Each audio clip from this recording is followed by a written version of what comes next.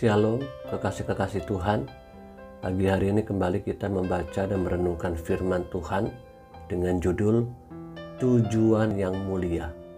Rabu edisi surat 2 Timotius bersama dengan saya, Fani Paendong.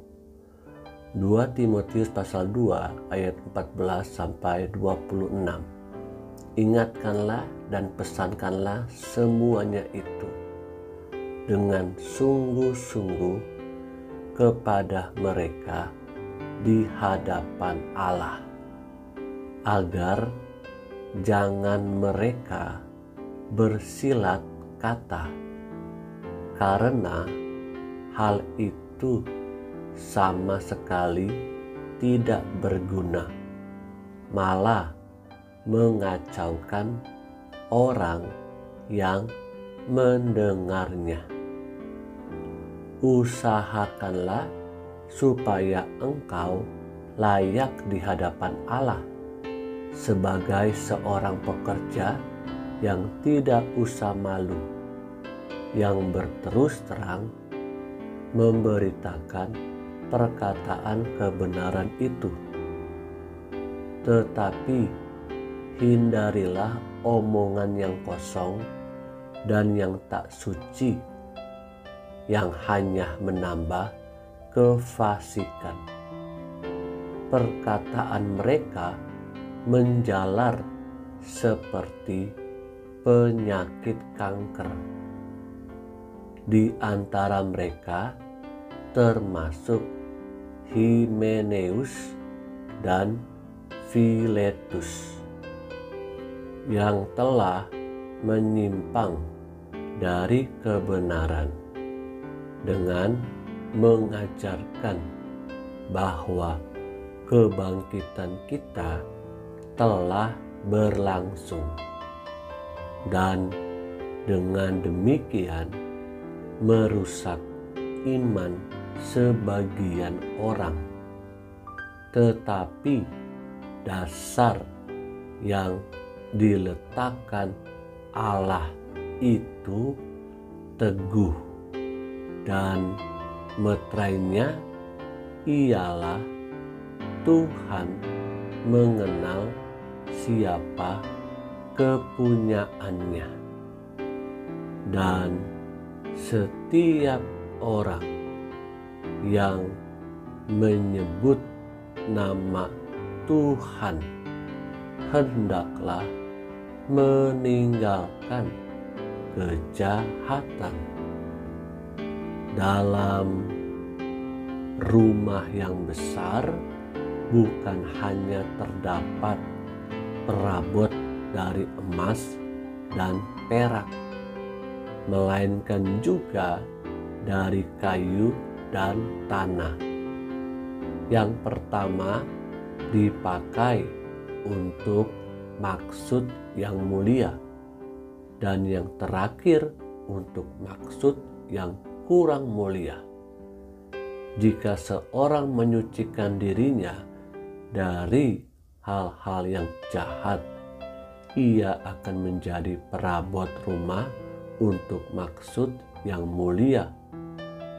Ia dikuduskan, dipandang layak untuk dipakai tuannya, dan disediakan, coba perhatikan baik-baik di sini, disediakan untuk setiap pekerjaan yang mulia. Sebab itu, jauhilah nafsu orang muda, kejarlah keadilan, kesetiaan, kasih, dan damai bersama-sama dengan mereka yang berseru kepada Tuhan dengan hati yang murni. Hindarilah soal-soal yang dicari-cari, yang bodoh dan tidak layak. Engkau tahu bahwa soal-soal itu menimbulkan pertengkaran, Sedangkan seorang hamba Tuhan tidak boleh bertengkar, tetapi harus ramah terhadap semua orang. Ia harus cakap mengajar, sabar, dan dengan lemah lembut dapat menuntun orang yang suka melawan. Sebab mungkin Tuhan memberikan kesempatan kepada mereka untuk bertobat dan memimpin mereka sehingga mereka mengenal kebenaran. Dan dengan demikian mereka menjadi sadar kembali karena terlepas dari jerat iblis yang telah mengikat mereka pada kehendaknya. Kekasih-kekasih yang Tuhan Yesus rindukan, pasal ini sedang menceritakan adanya pengajar-pengajar sesat di sekitar mereka. Karenanya orang-orang percaya harus waspada dan berjaga-jaga. Ciri pengajar sesat itu salah satunya adalah tidak mau hidup di dalam proses. Segalanya itu ingin berjalan baik dan menguntungkan daging untuk dapat menerimanya.